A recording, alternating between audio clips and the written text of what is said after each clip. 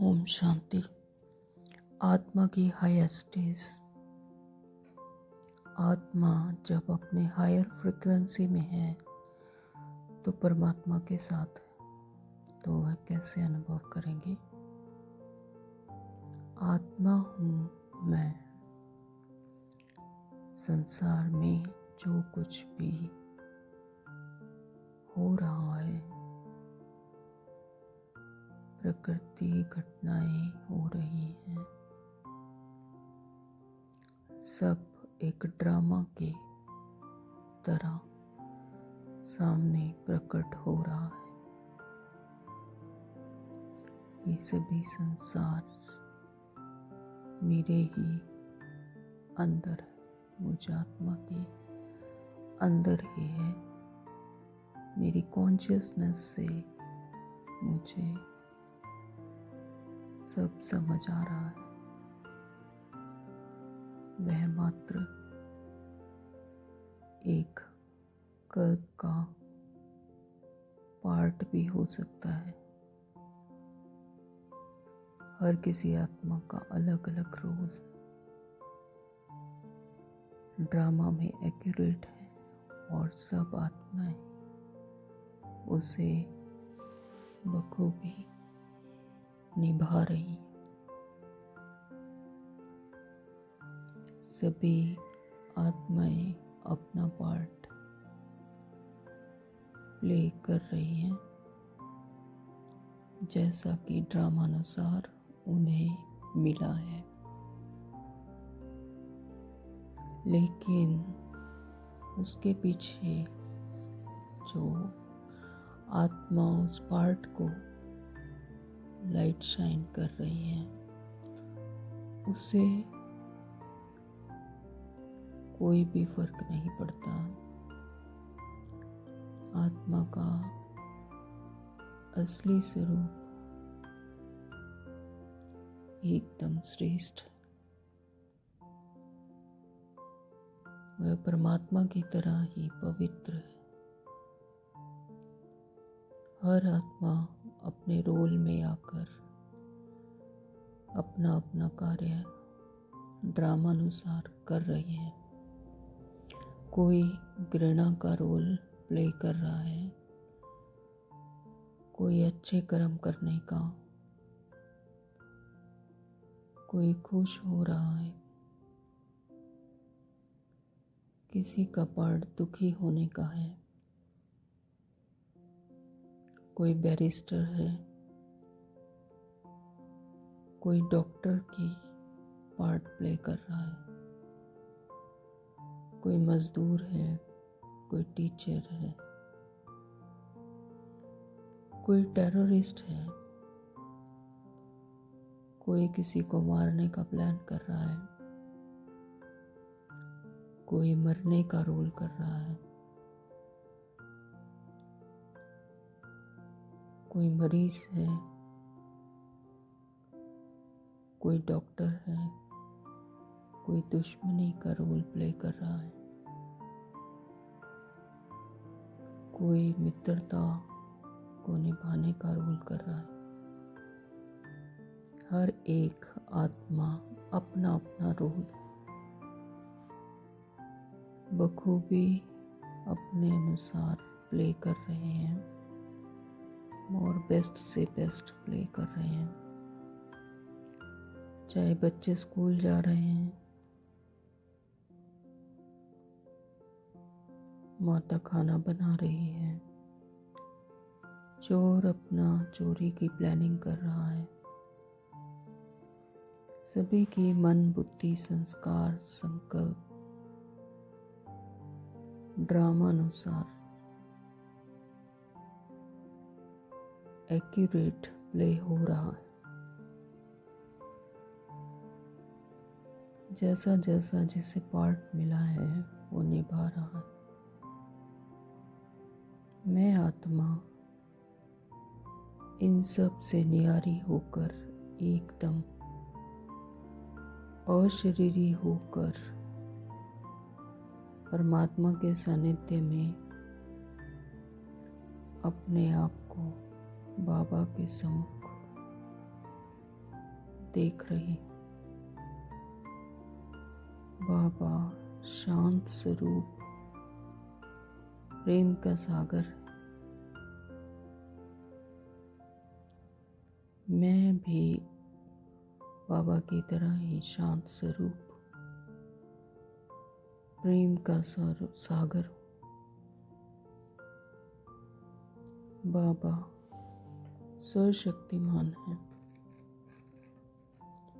मैं आत्मा मास्टर सर्वशक्तिमान परमात्मा की संतान हूँ, बिल्कुल शांत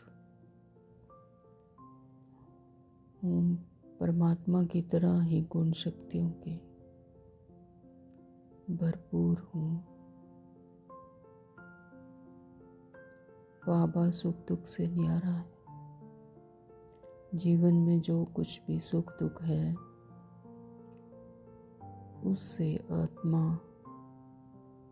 और परमात्मा डिटैच है।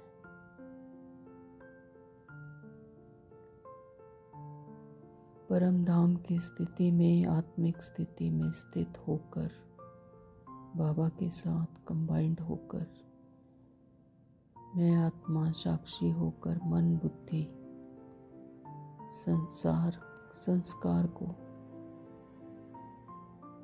इस सृष्टि के रंगमंच पर देख रही हूँ।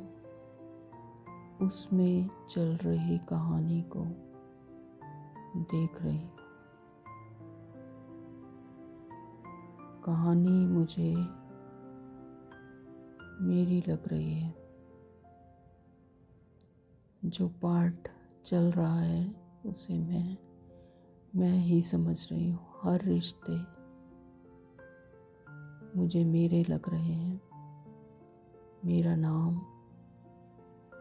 मेरा पार्ट, सब कुछ मेरा लग रहा है।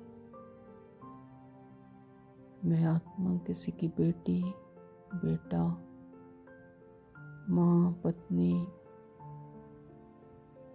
अमीर गरीब होने का भान है। किरदार में उसका व्यक्तित्व भी देखने में आ रहा है। कहानी में कहानी के संकल्प आ रहे हैं। उसके अकॉर्डिंग ही एक्शंस हो रहे हैं। कभी सुख आ रहे हैं, कभी दुख आ रहा है, कभी चैन है तो कभी बेचैनी, कभी शुभ भावना तो कभी ईर्ष्या द्वेष। सभी कुछ आत्मा के नहीं है, लेकिन आत्मा इसे अपना समझकर बैठी है। कहानी को आत्मा सच समझ रही है। आत्मा अपनी दिव्यता को, अपने असली स्वरूप को, सत्यता को भूल गई और बाहरी आवरण से प्रभावित हो रही। आत्मा जो पांचों तत्वों से परे है, आत्मा को न काल बांध पाया है, न समय। आत्मा अपनी झूठी कहानी को, झूठे पार्ट को सच समझकर साधारण मनुष्य बनकर स्पेस के लिमिटेड स्पेस में बंध गई है और इस देह में घुटन महसूस कर रही है। सब कुछ भुलाकर हद के नाटक को अपना समझकर कमजोर बन गई। आत्मा स्वयं को नीचा समझकर, गिरा हुआ समझकर महसूस कर रही है। आत्मा को बाबा अपने मस्तक का ताज दिल तख्त पर बैठाते हैं, तो जो आत्मा परमात्मा के समान सर्वशक्तिमान है, आत्मा दिव्य स्वरूप है, आत्मा सर्वशक्तिमान है, जिस आत्मा के अंदर प्रकृति जीत है, दृढ़ता की सभी बातों से परे है, संकल्पों से सिद्धि प्राप्त करने वाली है, वो आत्मा जब अपने आप को हद के बंधन में बांध लेती है, तो आत्मा सुख दुख से प्रभावित होकर परमात्मा को बुलाती है। इस दुख के छूटने के लिए सिर्फ एक संकल्प से ही छूट सकती है, हद की बातों से न्यारी होकर। उसकी परम स्थिति उसके लिए वरदान स्वरूप है। उसका ओरिजिनल स्वरूप ही उसे इस हद की जंजीरों से छुड़ा सकता है।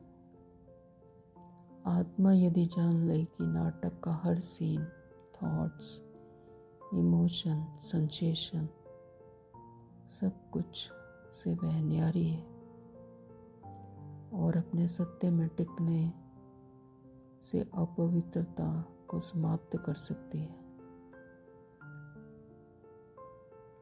आत्मा ड्रामा से अलग है, सिर्फ एक स्मृति से हद से छूट सकती है।